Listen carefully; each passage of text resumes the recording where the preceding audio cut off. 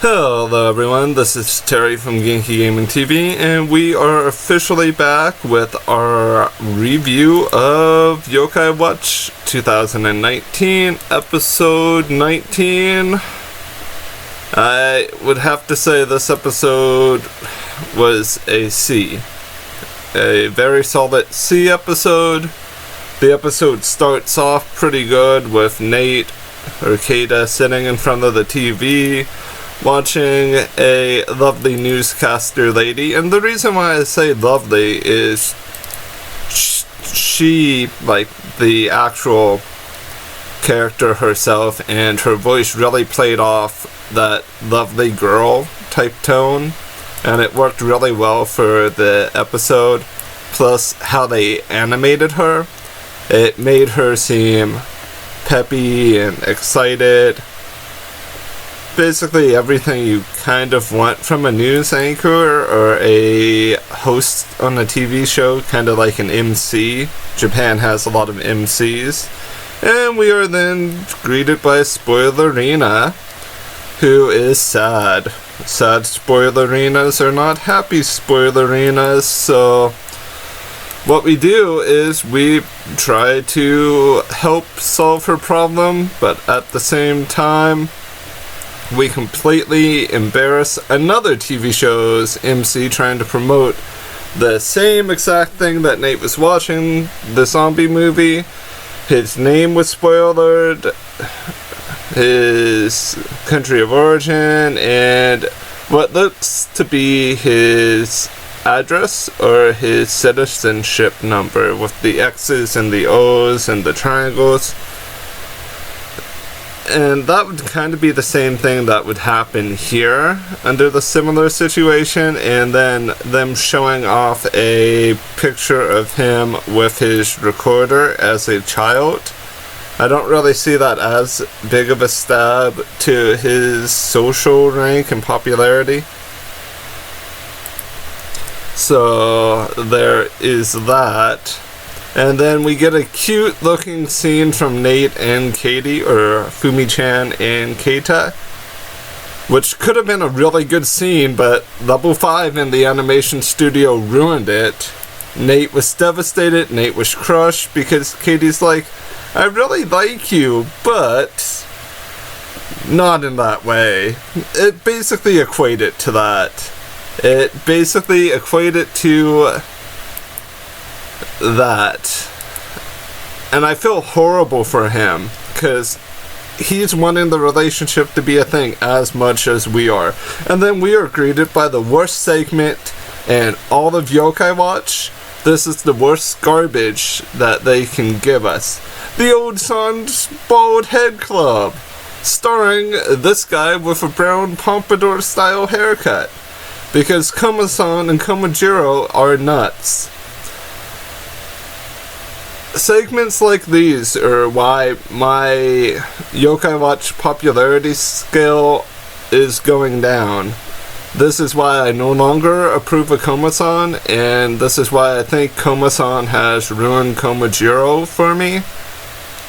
Segments like this, they just make no sense. They take up time from plot, which there isn't even a plot anymore. Because we went from wanting to go see a movie, like a zombie movie early on, to being crushed, then into pro wrestling. So, yeah, the episode had no consistency, but that's beside the point. The other three men from the original three sacrificed their wigs to help this young guy whose wig blew away in a tsunami, because they want it to be good people, which is all fine and dandy because it set up a silver lining situation, but that still doesn't mean segment like this are okay. It wasn't funny, and it didn't really attribute much to this episode. It's more or less, hey, if you gotta go pee or go to the bathroom or go get a drink or a snack while watching, you can leave for this 2 minutes that it's taken out of our time. So we get a 4 Koma of Komasan failing to blow up a little floaty ring for at the beach and inner tube. I'm fine with Komasan failing because Komasan is at the bottom of my Yokai watch list, along with Sudomaru. And then we enter probably the best segment of this episode, the wrestling segment. Not to say the other segments were bad, it's just when there's no concurrent plot, at least this kind of builds off of the bug wrestling. We have Mochismo putting Whisper in a torture rack, kind of like a Lex Luger, or Lex Luthor, no, it's Lex Luger from WWF style torture rack. And then we have Blazion doing a knee drop. I would have rather have had Blazion dropping the elbow like a Randy Savage style, oh yeah brother, snap into a Slim Jim type elbow. And then Whisper got clotheslined and thrown into the middle rope, and then Mirapo showed up because why not Mirapo? Mirapo is great. We need more Mirapo in my mind. And it's nice to see Mirapo's first true cameo, and there's someone driving really fast past my house, and everyone basically goes to a wrestling event. And did I mention Fubuki-hime went to, and so did QB. And it all sets up a big match between Macho Nyan and Whisper. And I'll point out something that not many people in our community might get, but what Whisper wore to the ring, that kind of jacket-like cloak thing, is something that a Japanese wrestler, I think is, let me look up his name because I want to remember his gimmick or his moniker, the Rainmaker, and I know it's Okada, but I want to have the correct name. So give me one momento. Kazuchika Okada, the Rainmaker. And I'll give you a couple fun factoids about Okada-san. He is currently the IWGP Heavyweight Champion, and he's been the champion 5 times. And in 2012 and 2013, he had the best finishing maneuver, the Rainmaker clothesline. He had Feud of the Year in 2017 with Kenny Omega. And he had Pro Wrestling Match of the Year last year in 2018 versus Kenny Omega. And he was Wrestler of the Year in 2017 as well. Not that these facts really matter in concurrence with our episode, but it gives you context of why Whisper was wearing that type of a blazer thing. And then Nate had Whisper being spirited, so Whisper won, and Whisper pulled off Macho Nyan's mask to reveal that it was just Jabanian this entire time, and us being disappointed.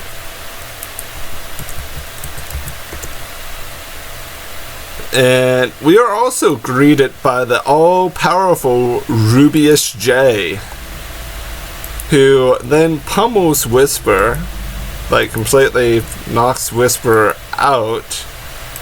Like the picture I have of Rubeus J, like, I'm gonna say backhanding Whisper into the electric fence barbed wire was going to be our thumbnail, saying you mess with the cat you get the paws or something like that. But no, there's something far greater than that that's later on here. That's the last image of this episode review. So after Rubeus J backhands Whisper and Whisper cries out in pain, Rubeus J basically won that situation, and we transition on to the final segment, which is Koma-san and Komajiro's search for Komami, aka advertisement for Vacation Quest. I had wanted the crab in one of the opening parts of this to basically pinch Koma-san so bad, because Koma-san deserves it. Koma-san has been ruining stuff for me. But then Komasan found Nemo and everything was redeemed. And they still did not find Koma-hime, but apparently she caught a shark or something like that, and that makes everything all better. All in all, this episode is a solid C.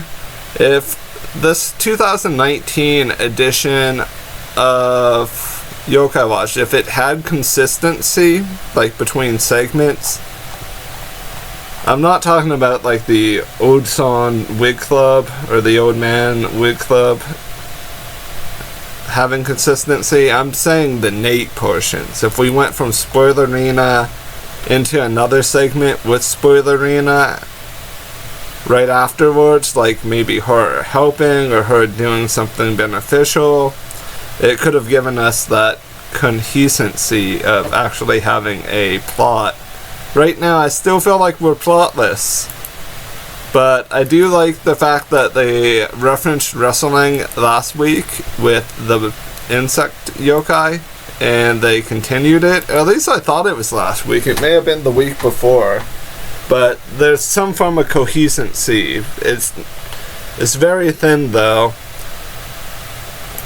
I do like that Rubeus J was reintroduced into the 2019 series for a cameo, because he is a cool yokai.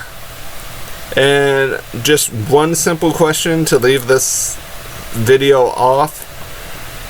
I've been getting back into Pokemon recently, like within the past couple months with the hype train towards Sword and Shield. Would you guys like me to cover the anime for Pokemon Sword and Shield in the Galar region?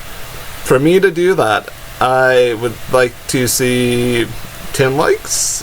If I get at least that many likes, I would be content with reviewing 2 different shows at once, being Yokai Watch and the Pokemon series, once it starts up in the Galar region for the Sword and Shield Pokemon. It's just a thought. I mean, you guys don't have to like the video or anything like that, but it would give me an idea if you guys would like to see me review multiple shows. And as always, guys, stay positive. I hope you all have a wonderful week full of blessings. Bye-bye for now.